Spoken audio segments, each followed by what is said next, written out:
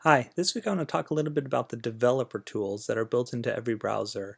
These tools will be really helpful to you this week as you start working on JavaScript. To bring up the developer tools, you go to your browser and you right-click somewhere on a web page that you want to look at. For example, right here I'm looking at the BYU Idaho homepage. You might be looking at your web page that you'll be working on this week.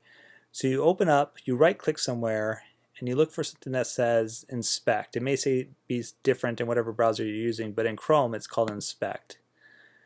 So you click there, and that opens up the developer tools down here. You'll see there's some tabs along the top. The ones that are most useful to you at this point are Elements and Console. So Elements, it shows you, as I scroll over here, you'll see things being highlighted on the screen. So you can use this to look at the HTML, and you can look at what's over here on the right hand side to look at your CSS. And you can change the HTML. You can do different things, like I can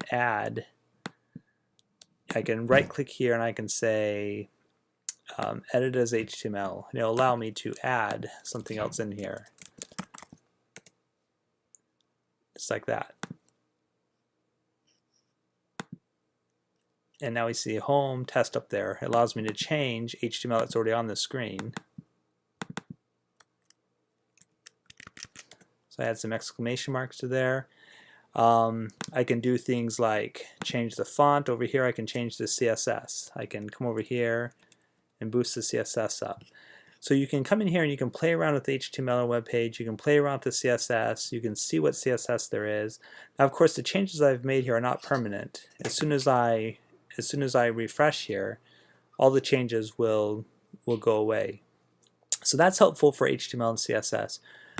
For JavaScript, the most helpful thing here is the console here. You can come here and, well, first of all, if there are any syntax errors in your JavaScript this week, if your JavaScript isn't working because of a syntax error, you're not going to see anything up here on the web page, but any errors will be written out here to the console. So you always want to have your console open when you're testing a web page to see if any errors are being written out to the console, and that will help you to figure out what might be going wrong with your JavaScript. Other things you can do is inside of your JavaScript code you can write what's called console.log.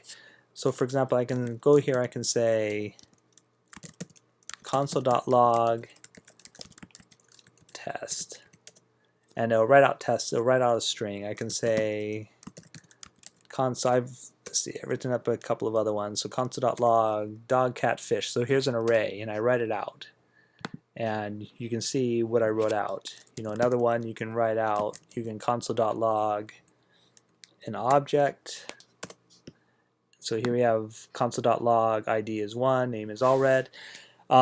So right here I'm writing the console.log straight into the console, but typically what you normally do is you will write console.log statements inside of your JavaScript functions, and that whatever you put into the console.log will be written out here to the console in your developer tools, and then you can look and see.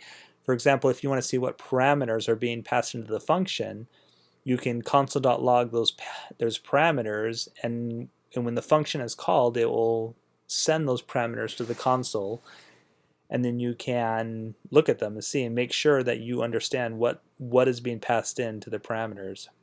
So this week you want to get used to using developer tools in whatever browser you're using. It will be really helpful to you in terms of looking for syntax errors in your JavaScript, looking for figuring out what is going on in your JavaScript, for debugging your JavaScript. So I encourage you to try out the console.log in your browser, and if you have any questions, go ahead and post them to the inspector space or the discussion board this week. Thanks.